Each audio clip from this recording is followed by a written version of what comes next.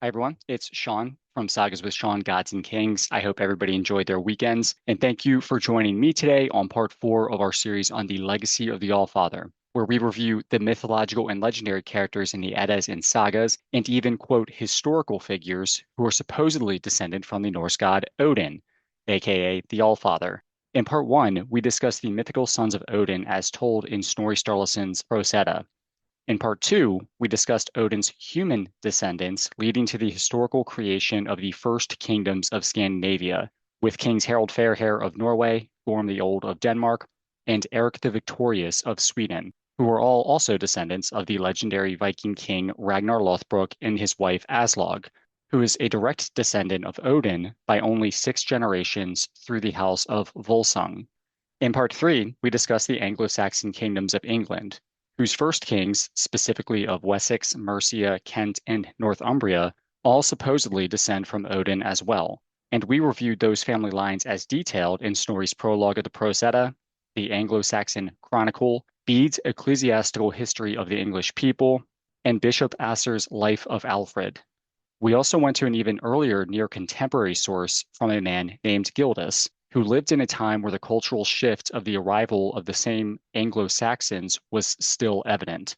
Gildas's work is summed up as, "Those damn Saxons are ruining everything and are up to no do-goodery, and they are God's wrath in the human flesh to address the sinful nature of our British overlords, like that damn Vortigern, hashtag not my king, and those damn Saxons." True story. Now, pretending that there was no way for me to plan the progression of the episodes in this series any better, I'm going to ask everybody to buy another ticket on a Viking longship back over the North Sea to Denmark. If you're wondering why we just didn't knock out this episode while we were still there in the first place, when I discussed the historical Scandinavian kingdoms, including Denmark, then so am I. So I apologize for the figurative boat fare, and maybe the real continuity in this podcast are the friends that we made along the way across the North Sea, or at least it would have been if everybody did not throw me overboard for wasting their time. Anyway, I think today's royal line we are discussing is pretty cool and serve as another great legendary bloodline along with the Volsungs and the Yinglings that Odin himself took a role in either directly siring or at the very least directly influencing via his actions on Midgard. I wanted to make that previous distinction because although Odin certainly has taken actions to set up these lines for greatness, the story of these dynasties coming from his own bloodline varies depending on the story. With the Volsungs, we definitely know, and we have the Saga of the Volsungs, which discuss their line starting with Odin at the top. We also have the poems in the second half of the Poetic Edda, many of which focus on the Volsungs. And even Snorri mentions this descendancy of Odin in his Prose Edda prologue. And he also discusses some of their story in the third section of the Prose Edda, Skadskaparmal. So with the Volsungs, we do know that there is a descendancy there from Odin. With the Yinglings, Snorri does mention that Odin is the father of Yngvi/Freyr, with Yngvi serving as the family name of the Yinglings. However, Snorri contradicts himself in Ynglinga Saga, found in his work Heimskringla, that says that although Odin formed the kingdom at Uppsala, it was given to Freyr's father Njord upon his mortal death. So the actual familial link there between Odin and the Yinglings seems to be non-existent, depending on the story. However, there are some that claim that Njord was the father of Freyr. However, Freyr and Yngvi were not necessarily the same figure, and that Yngvi could have been Njord's father, and his father would have been Odin. So in that case, the Yinglings would be a direct descendant from the Allfather. Also, there is another note in Heimskringla that says that Odin and Njord's wife Skadi were lovers, after Skadi and Njord had a falling out due to incompatibility. In either case, the soap opera of the Norse myths could mean that there are some secret fathers and affairs all over. However, for now, I'll remain firm in my headcanon that Ynglinga Saga is the one that's accurate, and that Odin formed the kingdom of Uppsala, and upon his death on Midgard, the throne was then given to Njord, and this was a result of one of the terms of the peace treaty after the Aesir-Vanir War, and that Odin is not the blood ancestor of the Yinglings. However, due to the contradictions we see, it could be the case. So today we are going into the legendary territory of the kings of Denmark, all the way back to its supposed founding with the House of Skjoldung, often referred to as Skjoldlings or Skjoldings as well. We see references to a Skjoldung Saga in other sources. However, we do not really have the complete text of the saga itself. as in we don't know the full story of the Skjoldung Saga like we do with the Volsungs and the Yinglings, which means that there are gaps in their stories or simply contradictions in the sources that do mention them, as we will see in this episode with the 7 family lines we are going to be discussing using various sources. What we do have are those bits and pieces scattered across other works.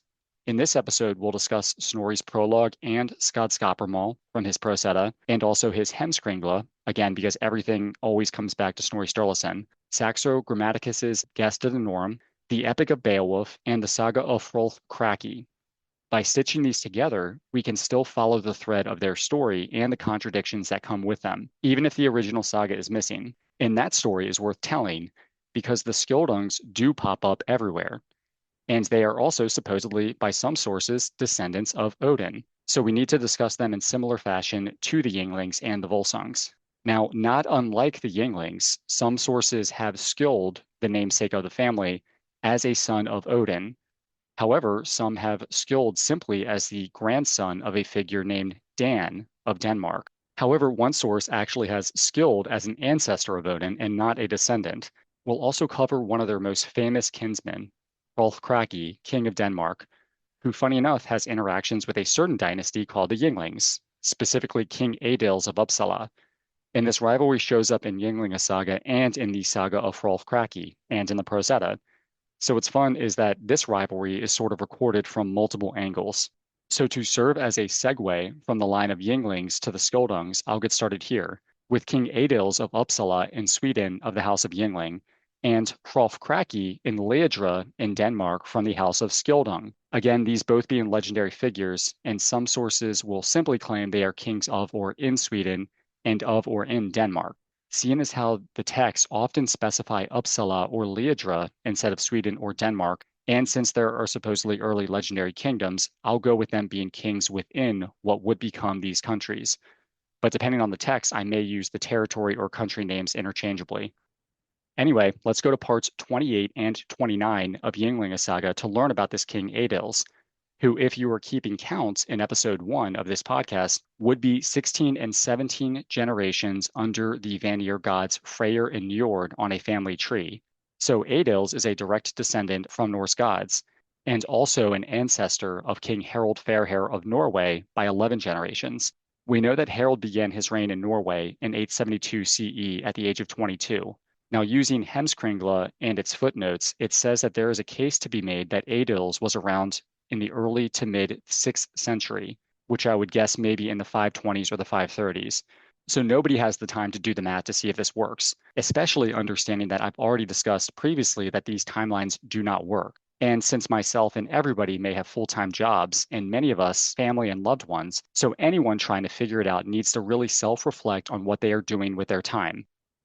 So I did some cross multiplication on my end to see what 27 generations would be from Freyr to Harald Fairhair with the same generational timing, in which 872 CE minus 520 CE equals 342 years.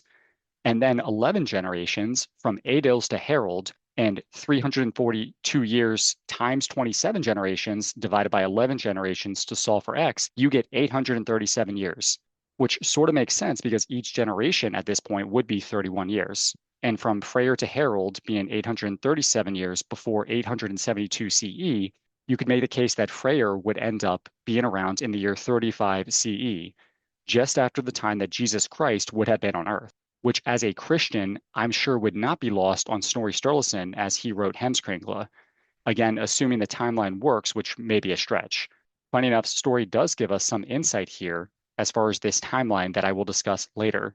But anyway, what this means is that if this timeline is accurate, is that when we're discussing the timeline of the legendary Denmark, Hrolf Kraki's story takes place before Ragnar Lothbrok's great-great-grandfather, Ivar the Wide Conqueror, after he seized control of Denmark.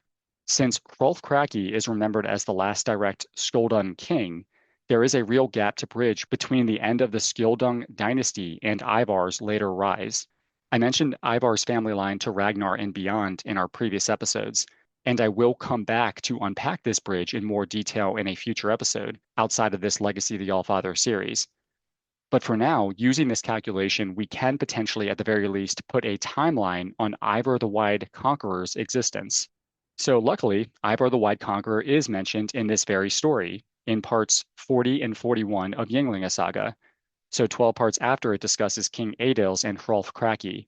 Ivar was around during the reign of a King Ingald and his son Olaf, again of the House of Yngling. Ingald was the great-great-grandson of King Adils. So pretend that if there are 31 years per a generation, then Ivar would be around 124 or 155 years after Adils. Depends on if you're looking at Olaf or Ingald. So roughly 650 to 680 CE, if I had to guess. So going 4 more generations to Ragnar Lothbrok, below Ivar the Wide Conqueror, you could argue that would put his existence, if you stretch it a bit, into the early 800s. And if you remember, at the near end of his life, where per last episode we discussed how he died at the hands of King Aella of Northumbria in the 860s, you could make a pretty good case as this being accurate, due to him having already raised adults, sons, leading Viking armies, and marrying 3 times of being in his 60s, making this timeline not illogical. However, note that one of the kings of the Yngling dynasty, a man named Un, who would be Adil's great-grandfather, sacrificed 9 of his sons to Odin one at a time, successfully extending his life each time.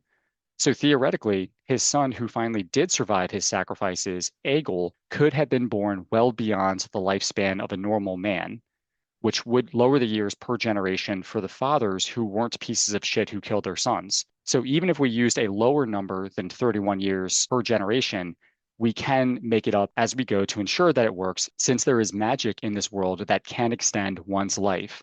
This quote timeline is a stretch, but cool to think about, and yes, I'm going way too far into it.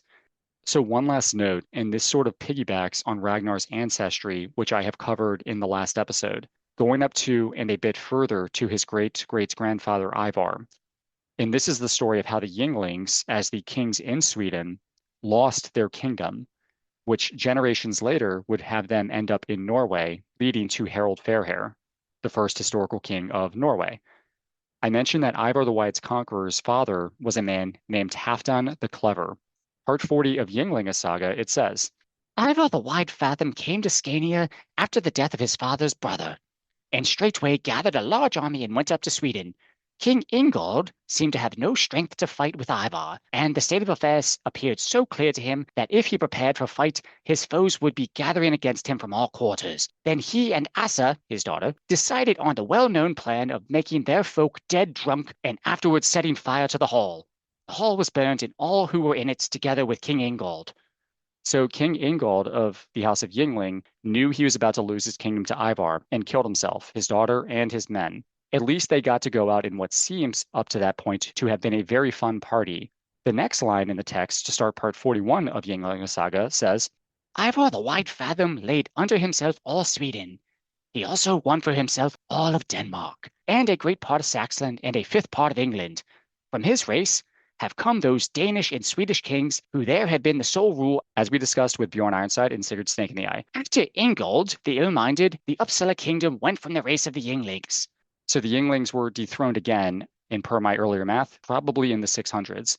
Also in part 39 of Ynglinga Saga, you find out that Ivar the Wide Conqueror's father Halfdan was killed by his brother Gudrod, who was married to Asa, King Ingald of the House of Yngling's daughter, whose death while partying we just discussed.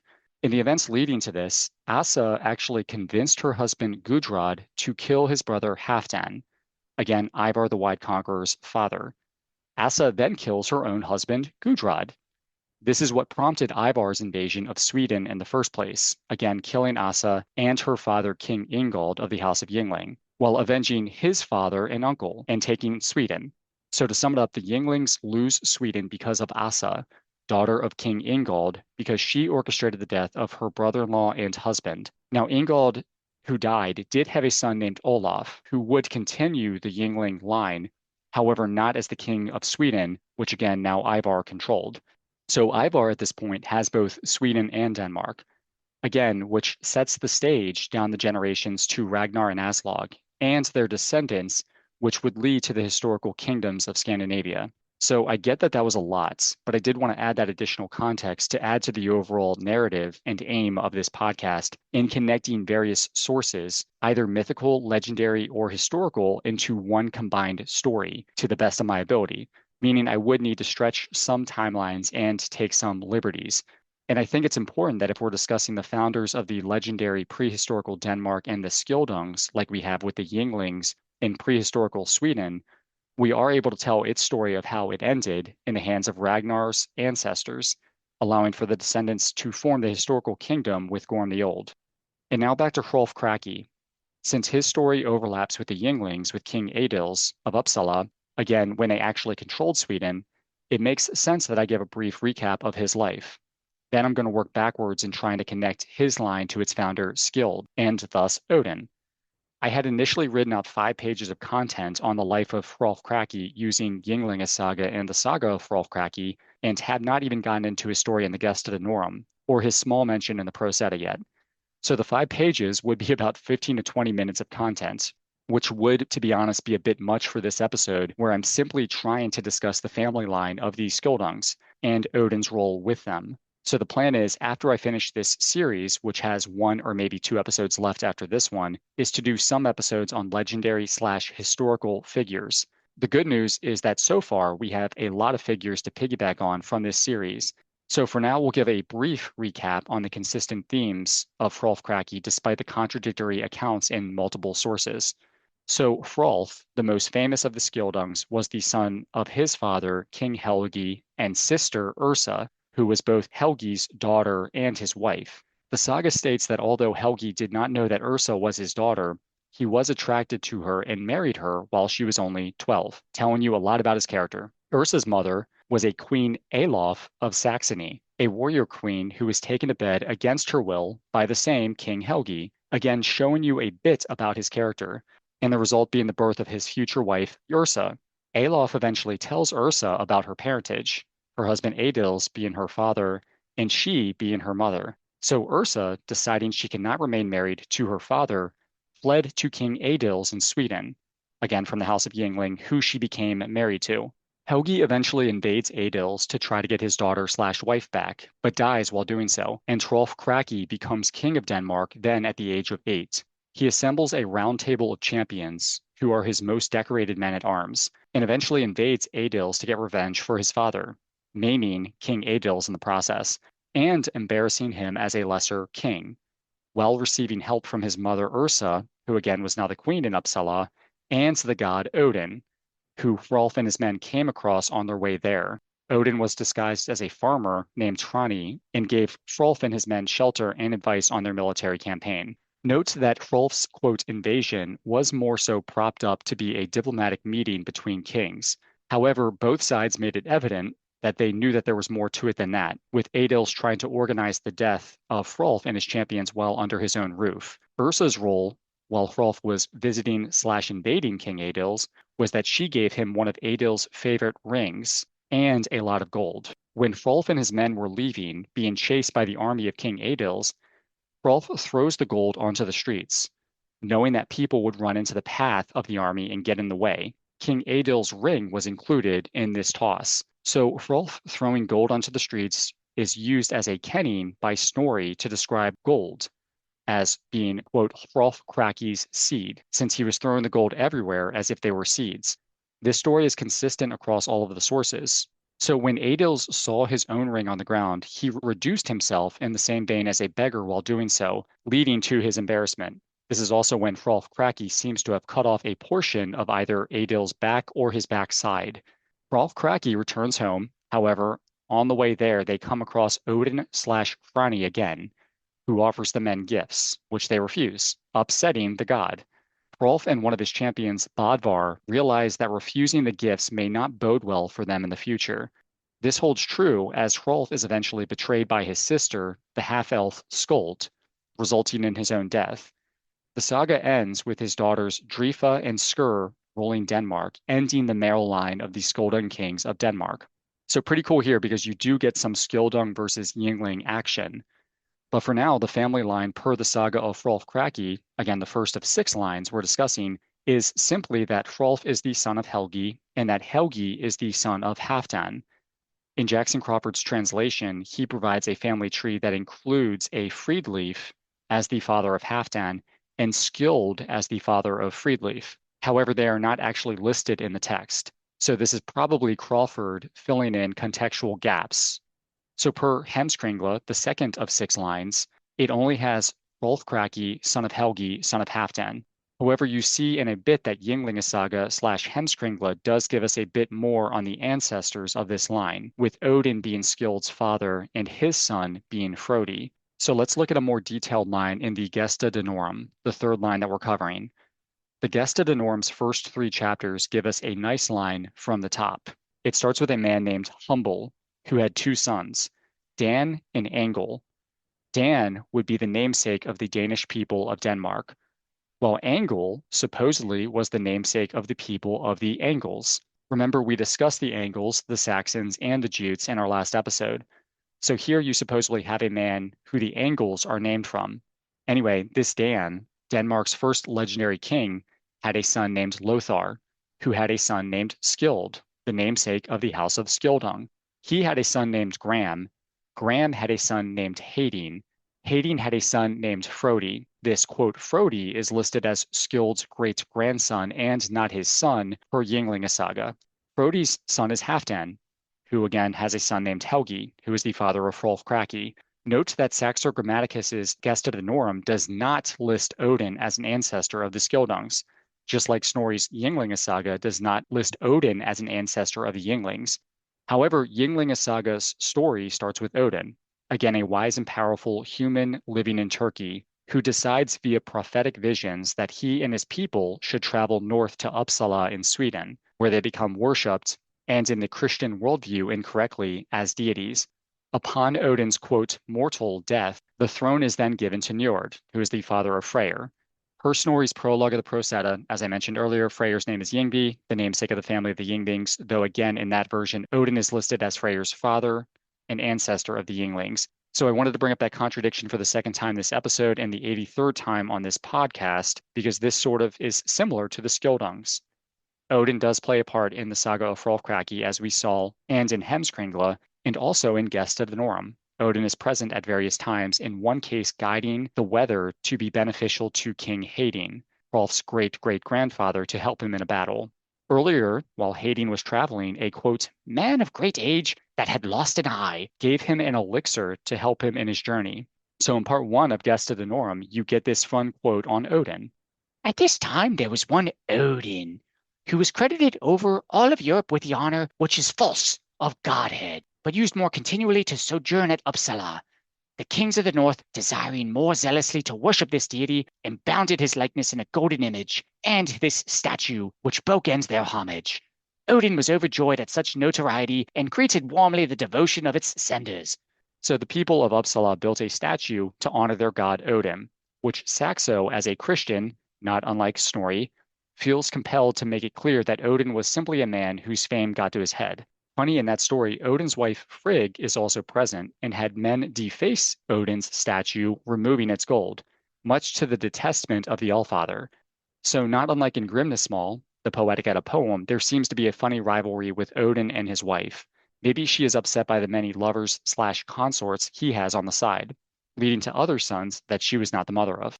Anyway, not unlike Odin with Yngvi / Freyr, Snorri feels compelled to make Odin the father of Skjold, which leads us to our 4th family line that we're going to discuss, which is going to be in the Prose Edda section Skadskaparmal, which gives us some of the stories of the Norse myths, but also focuses in some cases on human legendary figures like Hrolf Kraki or Sigurd the Dragon Slayer, and a fun character I will eventually unpack named Halfdan the Old in later episodes. But let's see what Snorri says. There is a tale about this. Skjold was a son of Odin, the one from whom the Skjoldungs are descended. He had a court and ruled over lands that are now called Denmark, but were known at that time as Gotsland. Skjold had a son named Freedleif, who ruled over lands after him. Freedleif's son was named Frodi, and he took the kingdom after his father in the period where Emperor Augustus was pacifying the whole world. This is when Christ was born. In the prologue of the very same Prose Edda, Snorri confirms this line, saying, Odin set out traveling north and arrived in a country called Great Gotaland. He took possession of all that he wanted in that land and made his son Skjold ruler. Skjold's son was named Friedleif, and from him are descended the kindred known as the Skjoldungs, the family of the kings of Denmark. Now, I will go deeper into the prologue of the Prose Edda in our sixth family line in a few minutes, because it contradicts itself from the above quote. However, this quote more so confirms the line in Skjoldskaparmal, at least from Odin to Skjold to Friedleif. Now, in the early portions of Ynglinga Saga, Snorri also makes it clear that Skjold is Odin's son. Ynglinga Saga says, Skjold, Odin's son, took her to wife and they lived in Laedra. Her being a woman named Gefjun, who also plays an important role in the prologue and Ynglinga Saga, by the way. Back to Skjoldskaparmal, later it says, King Frodi went on a visit to Sweden as a guest of the king named Fjolnir. So without going into that story yet, with Fjolnir and Frodi, there are some things that I wanted to unpack with the previous quotes. One, in this line from Skjoldskaparmal, we have Skjold, Friedleif, then Frodi. So there is no Frodi in the saga of Hrolf Kraki mentioned. However, there is one as the great-grandfather of Hrolf Kraki in the Gesta Danorum. Also, Crawford did add a Friedleif as a father of Halfdan and a son of Skjold in the saga, as I mentioned. That part lining up with Snorri's line here. Though, as I also mentioned, he sort of implies that this was contextual to show relations to the Skjoldungs from other sources. Two, we have Odin listed as the father of Skjold in Ynglinga Saga, Skjoldskaparmal, and the prologue, which is what this series is all about in discussing Odin's legacy. Three, notes that when Jesus Christ was said to have lived, Augustus was the emperor of the Roman Empire. So Snorri wanted to throw that in there, that Frodi, son of Friedleif, son of Skjold, son of Odin, was around during the time of Christ. If you remember my earlier notes in doctorate level math, cross multiplication, when I discussed this timeline of the family of the Yinglings, I stated that this would have been on Snorri's mind as a Christian who worships Jesus Christ. And I put Yngvi/Freyr as being around just after Jesus Christ had lived, which leads me to the fourth thing that I want to unpack. In Skjoldskaparmal, I mentioned a quote that showed that Frodi, again, Odin's great-grandson, went to visit a certain figure named Fjolnir, whom Frodi, king of Denmark, treats with. If you did not catch this, Fjolnir was a king in Sweden, and thus, since this was before Ivar the Wide Conqueror conquered Sweden, Fjolnir was a part of the Yngling dynasty. In fact, he is the son of the Vanir god Freyr. So if Frodi and Fjolnir were both alive and were kings when Jesus Christ was around, and Ynglinga Saga and the Prose Edda were both written by Snorri Sturluson, my cross multiplication almost held true. We just missed it by a few decades, meaning Freyr, as Fjolnir's father, may have been around before Christ and not right after him, which I calculated earlier. Also, Frodi from the Skjoldungs also being around at that time would put his great-grandfather Odin before Christ as well, maybe by a half a century. So it would be funny to think about Odin's migration from Turkey to Scandinavia being in the 1st century BCE.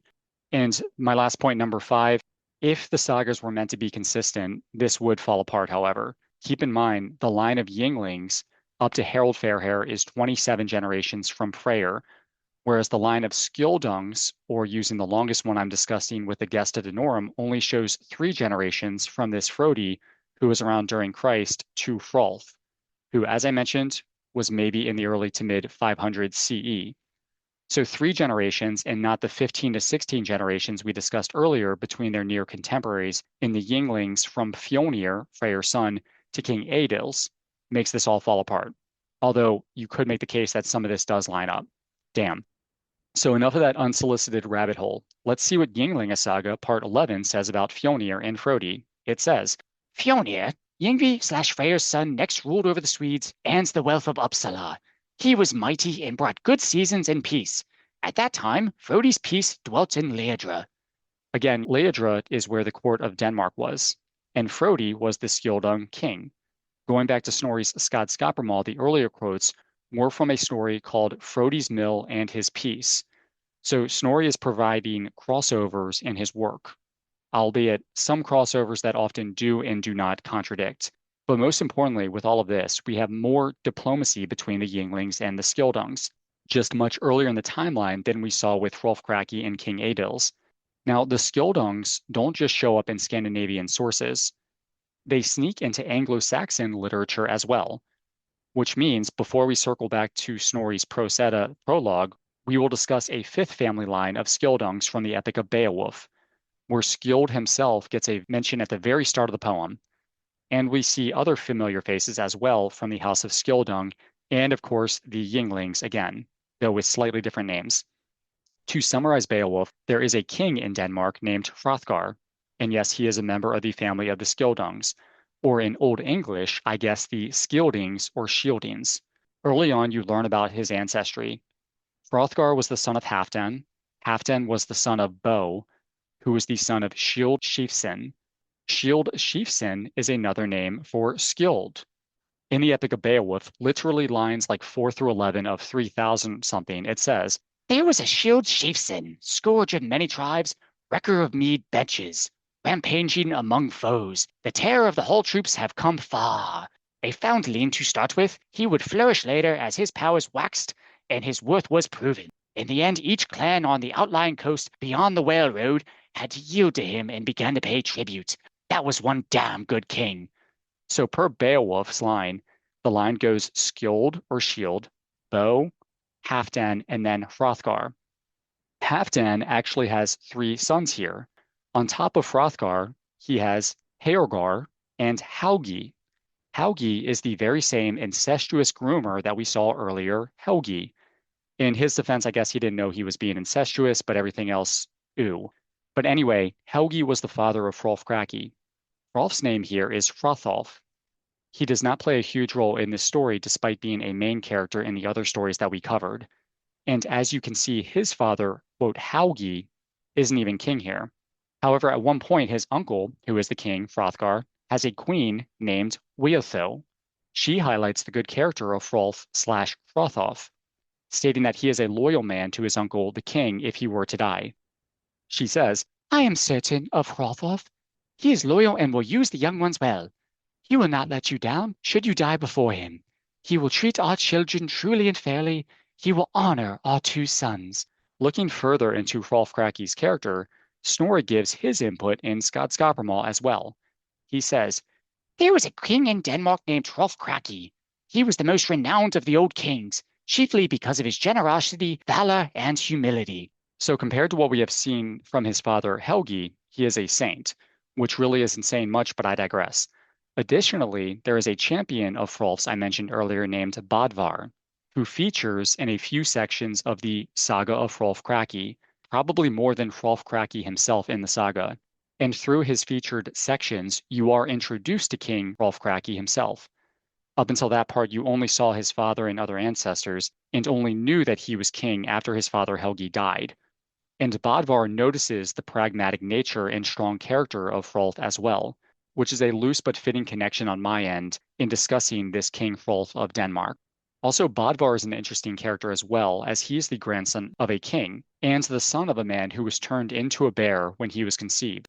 The story there is that his step-grandmother propositioned his father for sex. His father, a man named Bjorn, rejects those advances, so she curses him by turning him into a bear, of course. But anyway, back to Beowulf. This Beo, son of Shield, doesn't seem to show up in our Scandinavian sagas. However, as I mentioned in our last episode, he does seem to show up as an ancestor of Woden in the Anglo-Saxon Chronicle, and I'm going to explain why this is interesting in a few minutes. So I won't go deep into the epic itself as in this series, since we are focused primarily on the descendants of Odin, but to sum it up, the Skjoldungs, specifically King Hrothgar, is having issues with a creature known as Grendel, and the hero of the story, a man from the tribe of Geats, Beowulf, comes to Denmark to help. Grendel would raid the kingdom at night, including a hall built by Hrothgar called Heorot. You get the vibe here that Grendel is sort of like the Grinch, only he goes to wreak havoc every single night and also kills people. And then the Grinch, though a thief with a heart 3 times too small, only probably killed the back of his dog, Max, who had pretended it was a reindeer while pulling the presents from every house in the village up a literal mountain. And as a millennial, the only generation in history who has ever experienced back pain in her 30s. I know exactly how this feels. For my non-millennial listeners who are shaking their heads right now, just know that we millennials know that this is not true at all and that back pain knows no generational bounds, but please let us just have this one. There also seems to be a theme with the Skjoldungs that I want to unpack. They do not seem to be able to handle these damn beasts or creatures. Keep in mind that per my earlier note, they lost their kingdom to Ivar the White Conqueror, whose great-great-grandson Ragnar had no problems slaying a dragon. And his father-in-law, Sigurd the Dragon Slayer, has no problem slaying dragons as well, as we saw with Fafnir. Sigurd being from the House of Volsung, and per the saga of Hrolf Kraki, which I skimmed over earlier, while Hrolf was ruling in Denmark, there was a creature who killed the livestock of the farmers in his kingdom, and the king and his champions could do nothing about it. The champion I just named, Bodvar, who was not a champion at that time, arrived at King Hrolf's court and was able to kill the monster. At that point, Hrolf brought Bodvar on as a champion of his, but to say the least, the Skjoldungs need to be better at slaying these beasts. When you think about another family like the Yinglings, on the other hand, they of course have their issues, sure. Many of them either die a fiery death and or they die while insanely drunk. For instance, Freyr's son Fjolnir, he dies from drowning in a literal vat of mead, but their legacy along with the Volsungs went just fine. The entire story of Beowulf is Beowulf needing to save these Skjoldungs from these beasts. So Beowulf, the hero of the Geats, he comes to Denmark. He kills not only Grendel, but Grendel's mother, saving the day. Beowulf then becomes king of the Geats and is a great king. However, at this point, a dragon starts giving him shit. Beowulf is able to kill the dragon, but also is dealt a mortal blow, dying himself. So now I'm going back to the prologue of the Prose Edda to discuss the sixth line today. Note I had already discussed one line from the prologue in its similar comparisons to Skotskappermal and Ynglinga Saga. Remember in last episode, we discussed how the prologue lists Odin as an ancestor of the kings of Kent and Wessex, which is supported by the Anglo-Saxon sources we discussed in that episode as well. However, in an earlier portion of the prologue, Snorri does something interesting, which actually is not too uncommon with him. He contradicts himself, this time in the same section of the same book, the prologue. He gives a long list of Odin's ancestors, not his descendants. And Skjold here is Odin's great-great-great-great-grandfather, so 6 generations above him. So funny enough is that Skjold in the prologue is listed as both a son of Odin and his ancestor. Now, if you go up 12 generations above Skjold in this line, you get to Thor, or at least a humanized version of him, which again, Odin is humanized in Snorri's prologue as well. So despite also being Odin's son in other points of the Prose Edda, Thor's father here is Priam of Troy, linking Odin to old Greek sources. Then at the epilogue in Gylfaginning, the second portion of Snorri Sturluson's Prose Edda, Snorri says this: Someone there was then called by the name of Thor, and he was taken to be the old Thor of the Aesir and Thor the charioteer. To him they attributed the great deeds that Thor or Hector of Troy accomplished. Thus people believe that it was the Turks who told stories about Ulysses, Odysseus, and it is they who called him Loki, because the Turks were his worst enemy. So Hector of Troy is Thor and Odysseus is Loki, if you didn't catch that. The end. However, to be honest, I will need to take time to research the quote why, and further the quote why in the fuck of that later. And I do plan to also get into the Iliad and the Odyssey. And Snorri's epilogue to Gylfaginning here will serve as a great segue for that point in the future. But for now, I want to get back to Skjold, because between him and Odin in that line, you get a character named Jat and a character named Bjar. Bjar being Skjold's son, and Jat his grandson. In our last episode, I discussed how the Anglo-Saxon Chronicle also gives a line above Odin, and also brings up a Geat, and a Bo, and a Skeldwa. Skeldwa's son is Bo, and his son is Geat, which is very similar to Snorri's ancestry of Odin in this prologue, with Skjold, Jat, and Bar. So this line serves as sort of a 7th line of the Skjoldungs and comes in the Anglo-Saxon Chronicle, funny enough, the version where Skjold is an ancestor of Odin/Woden. So the author of this chronicle wrote about this line probably 350 years or so before Snorri Sturluson. And Bo is consisted with the bow from Beowulf that we don't find elsewhere in the sagas as being a part of the Skjoldungs. And Geat is similar to the tribe that Beowulf himself was a part of. Though keep in mind, the chronicle goes up to Noah, then eventually to Adam from the Bible, and to not Hector or Priam of Troy as Snorri does. But at the same time, it is very interesting to get his ancestral line above Odin, while also having the same sources claim that their legendary and historical kings are descended from him. So was Odin or Woden simply a man? Is there any truth to Snorri's claim that he traveled from Turkey north to Scandinavia, developing a kingdom there, where his descendants would shape Western and Northern European history in the centuries after the fall of the Western Roman Empire? It's really fun to think about, and I'm excited to dive further into this as the podcast continues. And it gives me a lot of ideas for content. So moving forward, I probably will do a short episode on another figure named Skef, or Seskef, that also appears in this line, because there is apparently a connection here to Skjold as well. The chronicle has Skef as 6 generations above Skjold or Skeldwa in the Anglo-Saxon chronicle, where it says he is the son of Noah, and Seskef is 5 generations above Skjold in Snorri's prologue, his father in that line being Magi, which is oddly similar to the name of Thor's sons in the myths. Again, that line is also descending from Thor, who I guess is also Hector of Troy. But anyway, we discussed 7 potential family trees of these Skjoldungs: the Prose prologue, Skadskaparmal, Hemskringla, Beowulf, the Gesta Danorum, the Saga of Hrolf Kraki, and somewhat the Anglo-Saxon Chronicle. So far, Odin's work on Midgard, shaping its kingdoms with the family lines of the Ynglinks, Volsungs, the House of Wessex, and now potentially the founders of the legendary kings of Denmark with the Skjoldungs. So moving forward, and I mentioned this earlier, I will have at least one more episode in this series, The Legacy of the Allfather, where I will go back to the Volsungs, not just as the ancestors of Harald Fairhair, but in this case, I wanted to review their supposed connections to the Merovingian kings of Francia, which is in modern-day France. In the wake of the fall of the Western Roman Empire, the Merovingians would form what would be its first kingdom. If you have heard of the Merovingians previously and are not familiar with them historically, it could be because of one of 2 things. One, there is a character in the Matrix Reloaded called the Merovingian, who for some stupid reasons decides to cheat on Monica Bellucci, and in the book/movie, The Da Vinci Code. The whole story revolves around a secret bloodline of Jesus's descendants that go through the Merovingian kings. And funny enough, the source that we're going to use for that episode by Gregory of Tours also sort of claims some links with the people of Troy to the people of Francia, interestingly enough. So in this podcast about gods and kings, that also serves as additional context for the future.